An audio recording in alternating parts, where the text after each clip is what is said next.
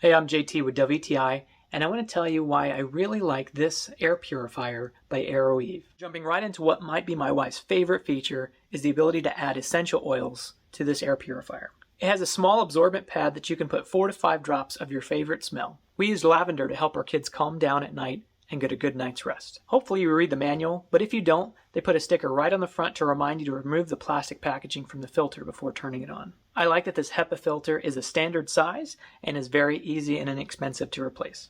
The controls on the top are very intuitive. You can control fan speeds from 1, 2, or quiet night mode. We like to keep it on 2 most of the time because it's still not that loud. It has a glowing blue light that you can control to either be just the top light, just the bottom light, both lights, or have it off entirely. It also has a timer that it will shut itself off after 6, 12, or 24 hours if you desire. So if you're looking to improve the air quality in your home or office from dust or occasional smells, I think this air purifier by AROEVE will make the air you breathe just a little more pleasant. And that's my point of view.